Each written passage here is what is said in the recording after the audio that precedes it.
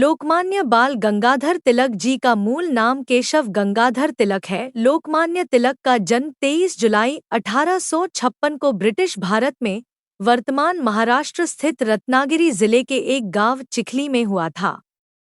लोकमान्य तिलक एक भारतीय राष्ट्रवादी, शिक्षक, समाज सुधारक, वकील और एक स्वतंत्रता सेनानी थे।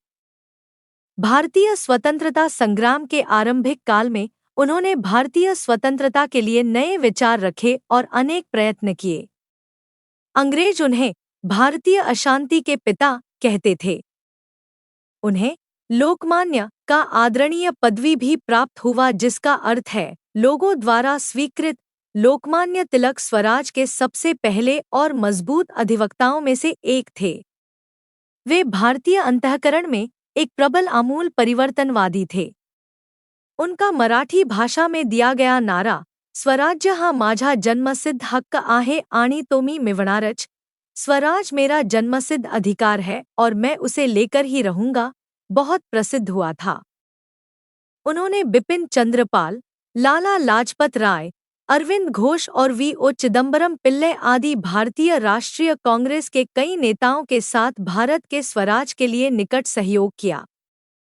लोकमान्य तिलक आधुनिक कॉलेज शिक्षा पाने वाली पहली भारतीय पीढ़ी के लोगों में से एक थे। इन्होंने कुछ समय तक स्कूल और कॉलेजों में गणित पढ़ाया। अंग्रेजी शिक्षा के ये घोर आलोचक थे और मानते थे कि यह भारतीय सभ्यता के प्रति अनादर सिखाती है। इन्होंने दक्षिण शिक्षा सोसाइटी की स्थापना की ताकि भारत में शिक्षा का स्तर सुधरे। लोकमान्य तिलक ने इंग्लिश में मराठा व मराठी में केसरी नाम से 2 दैनिक समाचार पत्र शुरू किए जो जनता में बहुत लोकप्रिय हुए। लोकमान्य तिलक ने अंग्रेजी शासन की क्रूरता और भारतीय संस्कृति के प्रति हीन भावना की बहुत आलोचना की। उन्होंने मांग की ब्रिटिश सरकार तुरंत भारतीयों को पूर्ण स्वराज दे। केसरी में छपने वाले उनके लेखों की वजह से उन्हें कई बार जेल भी भेजा गया। लोकमान्य तिलक भारतीय राष्ट्रीय कांग्रेस में शामिल हुए, लेकिन जल्द ही वे कांग्रेस के नरमपंथी रवैये के विरुद्ध बोलने लगे। 1907 में कांग्रेस गरम दल और नरम दल में विभाजित हो गई। गरम दल में लोकमान्य तिलक के साथ लाला लाजपत राय और श्री बिपिन चंद्र पाल शामिल थे। इन तीनों को लाल बाल पाल के नाम से जाना जाने लगा। 1908 में लोकमान्य तिलक ने क्रांतिकारी प्रफुल्ल चाकी और क्रांतिकारी खुदीराम बोस के बम हमले का समर्थन किया, जिसकी वजह से उन्हें बर्मा स्थित मांडले की जेल भेज दिया गया। जेल से छूटकर वे फिर कांग्रेस में शामिल हो गए और 1916 में एनी बेसेंट जी और मोहम्मद अली जिन्ना के समकालीन होम रूल लीग की स्थापना की। लोकमान्य तिलक भारतीय राष्ट्रीय कांग्रेस से 1890 में जुड़े, हालांकि उसकी मध्य अभिवृत्ति, खासकर जो स्वराज्य हेतु लड़ाई के प्रति थी, वे उसके खिलाफ थे। वे अपने समय के सबसे प्रख्यात आमूल परिवर्तनवादियों में से एक थे। अल्पायु में विवाह करने के व्यक्तिगत रूप से विरोधी होने के बावजूद Lokmanya Tilak 1891 as of consent विधेयक के खिलाफ थे, क्योंकि वे उसे हिंदू धर्म में अतिक्रमण और एक खतरनाक उदाहरण के रूप में देख रहे थे। इस अधिनियम ने लड़की के विवाह करने की न्यूनतम आयु को 10 से बढ़ाकर 12 वर्ष कर दिया था। लोकमान्य तिलक ने अपने पत्र केसरी में देश का दुर्भाग्य नामक शीर्षक से लेख लिखा, जिसमें ब्रिटिश सरकार की नीतियों का विरोध किया। उनको भारतीय दंड संहिता की धारा 124A के अंतर्गत राजद्रोह के अभियोग में 27 जुलाई 1897 को गिरफ्तार कर लिया गया। उन्हें 6 वर्ष के कठोर कारावास के अंतर्गत मांडले जेल में बंद कर दिया गया। ब्रिटिश सरकार ने लोकमान्य तिलक को 6 वर्ष के कारावास की सजा सुनाई।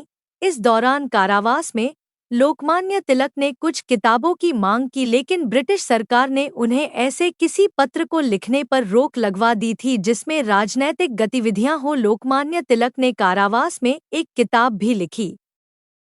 कारावास पूर्ण होने के कुछ समय पूर्व ही बाल गंगाधर तिलक की पत्नी का स्वर्गवास हो गया। इस दुखद खबर की जानकारी उन्हें जेल में एक पत्र से प्राप्त हुई। बाल गंगाधर तिलक ने अप्रैल 1916 में एनी बेसेंट की मदद से होम रूल लीग की स्थापना की। होम रूल आंदोलन के दौरान बाल गंगाधर तिलक को काफी प्रसिद्धि मिली, जिस कारण उन्हें लोकमान्य की उपाधि मिली थी।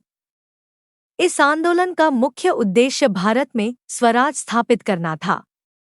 इसमें 4 या 5 लोगों की टुकड़ियां बनाई जाती थी जो पूरे भारत में बड़े-बड़े राजनेताओं और वकीलों से मिलकर होम रूल लीग का मतलब समझाया करते थे।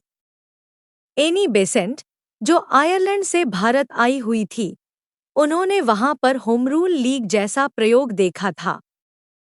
लोकमान्य तिलक ने सबसे पहले ब्रिटिश राज के दौरान पूर्ण स्वराज की मांग उठाई।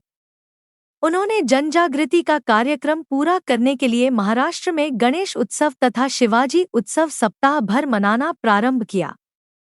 इन त्योहारों के माध्यम से जनता में देश प्रेम और अंग्रेजों के अन्यायों के विरुद्ध संघर्ष का साहस भरा गया। नागरी प्रचारिणी सभा के वार्षिक सम्मेलन में भाषण करते हुए उन्होंने पूरे भारत के लिए समान लिपि के रूप में देवनागरी की वकालत की और कहा कि समान लिपि की समस्या ऐतिहासिक आधार पर नहीं सुलझाई जा सकती। सन 1919 में कांग्रेस की अमृतसर बैठक में हिस्सा लेने के लिए स्वदेश लौटने के समय तक लोकमान्य तिलक इतने नरम हो गए थे कि उन्होंने मॉन्टेग्यू चेम्सफोर्ड सुधारों के द्वारा स्थापित लेजिस्लेटिव काउंसिल के चुनाव के बहिष्कार की गांधी जी की नीति का विरोध ही नहीं किया। इसके बजाय लोकमान्य तिलक ने क्षेत्रीय सरकारों में कुछ हद तक भारतीयों की भागीदारी की शुरुआत करने वाले सुधारों को लागू करने के लिए प्रतिनिधियों को यह सलाह अवश्य दी कि वे उनके प्रत्युत्तरपूर्ण सहयोग की नीति का पालन करें। लेकिन नए सुधारों को निर्णायक दिशा देने से पहले ही 1 अगस्त 1920 को बंबई में उनकी मृत्यु हो गई। मरणोपरांत श्रद्धांजलि देते हुए गांधी जी ने उन्हें आधुनिक भारत का निर्माता कहा और जवाहरलाल नेहरू ने भारतीय क्रांति का जनक बताया। मुंबई महाराष्ट्र में लोकमान्य तिलक के नाम से रखा गया रेलवे स्टेशन मुंबई महाराष्ट्र का ही नहीं, पूरे देश के प्रमुख व सबसे ज्यादा व्यस्त रेलवे स्टेशनों में से एक है। लोकमान्य तिलक के द्वारा लिखी गई पुस्तकें आज के युवाओं में खूब पसंद किया जाता है। इसी तरह के वीडियो देखने के लिए वीडियो को लाइक शेयर करें व हमारे YouTube चैनल को सब्सक्राइब करें। वीडियो देखने के लिए आपका धन्यवाद।